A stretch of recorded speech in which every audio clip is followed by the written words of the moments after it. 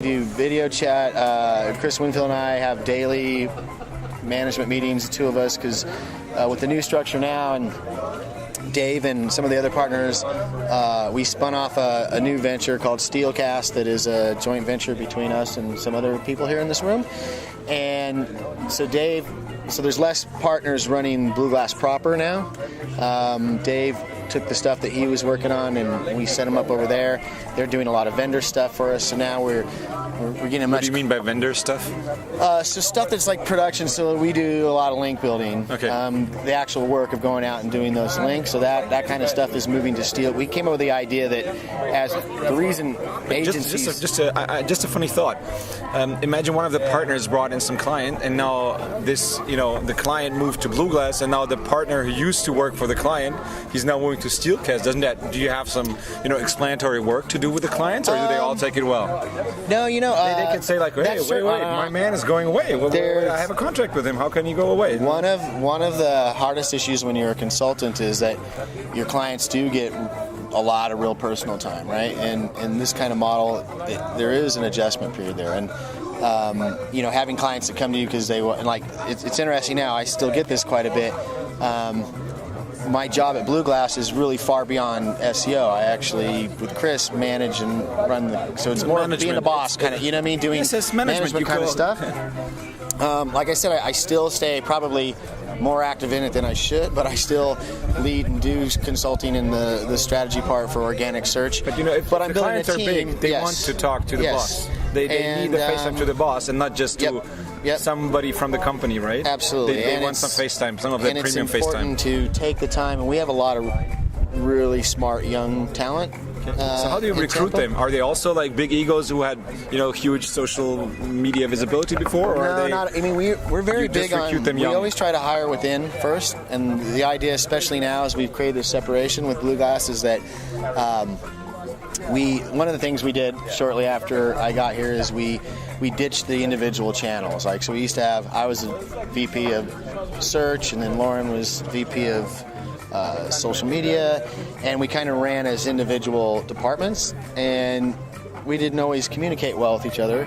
We'd have large clients and we're all working on it, but sometimes, and I was like, I think it's all so integrated now that we merged all that into one services union. So you have like one key accountant talking to a client, and then... And we really do attack it as a group project, the whole company, we have a strategy team now that crosses social, search, and everything. So when we get a new client, we really do map out the plan from the top down, and the whole company is involved in doing that. And we're much more transparent. Everybody knows what everybody else is doing. So we can really leverage our collective brain pool, because that's what we think is our advantage, is that we can come up with good ideas. And so it took a while to work out, how to structure it. The analogy I always give my partners is like trying to make these changes is kind of like fixing the flat tire on the car while you're driving 50 miles an hour, right? Getting the time. So we slowly trim down the number of clients, the types of clients we chain. We try to work with fewer and bigger. A lot, but we had to work out what our monthly minimums and that kind of stuff were. And so what is a monthly minimum? I don't know. I'm going to say it on a podcast, but okay, we're not your cheapest. We're not your most expensive. But what we did is, so how can there be more expensive ones? You'd be surprised at what some big agencies. But do you think they just sell better? Or how? I mean, how can you give? What argument? I mean, the question is that are you getting more value for that money? I got into this with Blue Glass because I wanted to prove that you can scale quality, right? I think the smaller shops can offer a lot of times better quality. That's how I made my living, going up against the larger agencies, is that I could do better work, but I couldn't scale. So how do you think that worked? Because usually agency work, is usually, it's driven by people. So scaling has to do with people and processes, probably. Process and error organization. So a lot of the tools. So my approach from the product side of the company is that even though we might turn it into a tool that we sell as a product to end users at some point, that's not how we design and build stuff. Everything's built for our team first. So it has to work for me and my team and do what I need it to do. And when that's completed and it's efficient, now we can do more business, because data collection, especially in search. There's obviously a lot of grunt work in organic search. To do proper research and to build real strategy, you have to put in the time and collect the data. So big chunk of the scalability is taking my years of processes and putting those into a suite of tools that we can then use to train new, younger people. And then you can scale things because that's agency work. And the idea is, we always try to look to hire within first before we're probably not going to do a lot of another big name like your so-and-so come in. Because we find that the kids that come to us, I call them kids because I'm the oldest guy in the company. So they're not really kids, but they are all excited and want to learn how to be marketers, and they're very smart. But then again, really hard. A marketer is not necessarily like a team player, right? And if you're building like a big agency that wants to scale, you need like more team players, right? You do, but I'll tell you my theory on that. So I think a lot of things that messes agencies up is that they try to, good talent at some point is going to leave and want to go do their own thing. I mean, that's just a natural process that happens, and agencies a lot try to pressure people into staying and create bad situations.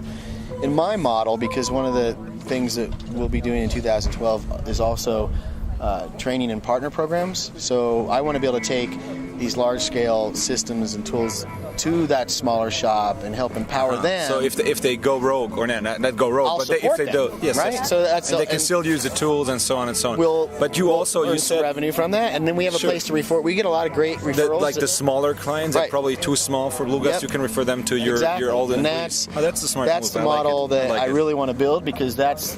And the scale That's where I came from. I am one of those guys, and I know that space very, very well. And the idea is not to go try to cannibalize that market, because it happens all the time. We get leads in that are great companies, great clients, but just from a cost standpoint, there's just a certain price point that we need to be at to make sense for us. But we want to take care of that client. We want to be able to say, hey. And if you refer him, you want to be sure he's in good hands, because otherwise you get the bad. So if we can take some of these smaller shops and build models and processes that we know work, because we've grown our company with it and they're effective, and the tools to support that, then we can empower them and have a place to refer them to. And the same thing applies to in-house shops. So we do a lot of consulting with companies that have large in-house operations. We want to. I always say the Omniture thing. Like we're tools bundled with consulting, and we can come in and train, help you build an internal team. Right. Actually, doing staffing stuff. I think we'll be doing some of that this year. So from if we jump one level higher, if we look at the whole industry, do you think that in the States there is still an intransparency problem when people want to pick an SEO agency? Isn't it really, really hard for them to understand? Each of the agency, they'll say, I have a budget of $200,000 a year. Mm-hmm. Each of the agency will make an offer that will, meet that what they need, and obviously it won't be less because the agency wants, the revenue and so on. And then how? I mean, if you look at it, from a client perspective, then you have these 5 agencies. They all had great pitches. Some gave away a little more because probably they're hungry and they're willing to work for free. And others are probably saying, no, first you sign the contract. Otherwise, I don't analyze your website. I can tell you anything. But there's still like a huge intransparency, and the tickets that are, the contracts. If you sum up the amount of money, it's quite a bit. So how is this solved? Yeah, it's interesting. It's very difficult for clients. How do they see good from bad? And my personal take on it is that I'm not a big fan of sales pitchy kind of. I don't think a real agency needs a sales team, right? And that's not how many real agencies are there then? Well, that's it. We're building a new model, right? And my thing is that I think the biggest mistake that happens in the agency world is that a lot of agencies will take any client that has the money, and they don't take the time to see if that client's really a fit. So I actually spend more time kind of interviewing the client than the other way around. Like, my thing is, I want a relationship that's going to be long term, and I want a company that not only has money to pay us, but is a fit for all the different things we do. So my whole team is engaged. It's not task that they want from you is something that can you actually fulfill, and you will not take a company who will be exactly. And you got to be willing to say no, even to. And here's where it happens when, especially young growing agencies, where they really get tripped up is they get really excited when it's a big brand name, because it's like a feather in the cap, and you can say, I do work for so-and-so. In those kind of relationships, is that usual in the States? Because in Germany, nobody really wants to say who they work for, and the companies that are being worked for also don't want the SEO agencies to say, okay, I work for them. There is a middle band where, like, I never was big on disclosing clients, and I would ask the client first, but there is a certain level when you start competing with other agencies and you start the RFP process in the States. What's RFP? RFP is a request for proposals. So the real large companies will send those out, and then the big agencies prepare bids and do a lot of work for no money up front. That is, I think, is kind of crazy sometimes. But to get in there, you have to be able to show that big brand that you've worked with another big brand, right? So it all becomes this chest-pounding macho You could thing. do that. Yeah. From your looks, I mean. Yeah. That's a good one. Sorry. And so what ends up happening there is agencies, I think, make bad choices based on that, and then they're not able to exceed the client's expectations. So I'm always trying to teach our promise less, deliver more, and don't always be a yes man, because I've walked into situations where, over aggressive salesperson, somehow the contract ends it with some kind of promise of 30% monthly growth in search. Which, but you don't do that? And only 30%? Yeah. What is Blue Glass doing anyway? And I actually saw the situation where, and then the company actually achieved 27% growth over time, which was phenomenal. But they said 30. So now they're in the eyes of the client, they're a failure, right? So just learning the nuances of how to be able to not get overly excited and chase a client that's a bad fit, I think, is the most important thing for scalable growth, and that helps a lot in the brand and the referrals from those clients, because you did do a good job. I'd rather take a client that nobody's heard of now and a year later be the one that gets the credit for building a brand than. But then again, how do people know that you worked on it? Because a lot of are they okay with you disclosing you work for them? It varies from, but we have clients before that are fine with people. But then again, I guess you do some link building for most of the companies, right? We do a lot of there's a bee that's going to sting you in a minute. No, it's not going to sting me. We do a lot of content marketing, infographic stuff, link betas, blogger outreach, really organic. So that's the core. It's really a U.S. phenomenon, though. Unfortunately, it doesn't work. It doesn't scale that way in other countries. At least that's my experience. Probably I'm totally wrong. Well, and it's interesting because one of the companies, the things that we spun off into the steel casting, is a company called Copy Press, which is a content writing company that has. But it's not the Copy Press.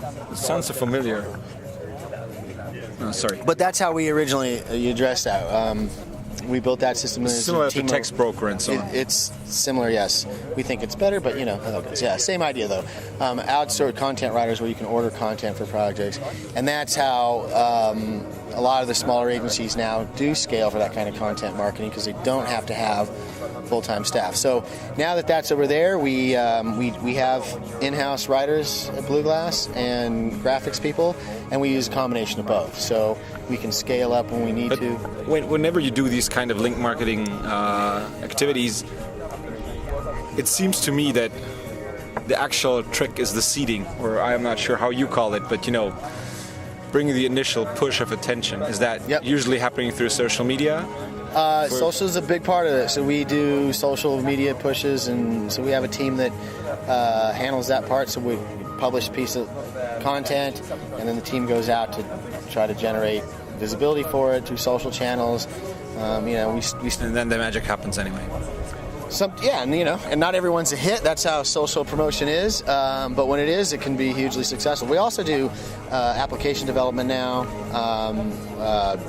web development. So we're doing a lot of off-brand kind of microsite stuff for clients to help give them, because one of the biggest things that you run into with the bigger companies is they're not that fast. We call it paralysis. Yes, paralysis. Yeah. They and then everybody has to decide on how the homepage will look, and then every link has to be discussed, and it's a. And you pay me a lot of money to write this brilliant and then search strategy. They don't do it. But there's a lot of IT. There's a lot of rebuilding. But do you do like a mini site on a different domain, or just pick a subdomain and then, or like a subdirectory and then work within that? As an example, I used to work in the travel space quite a bit, and I had a client that I did consulting for called Uptake.com, and the founder of the company used to run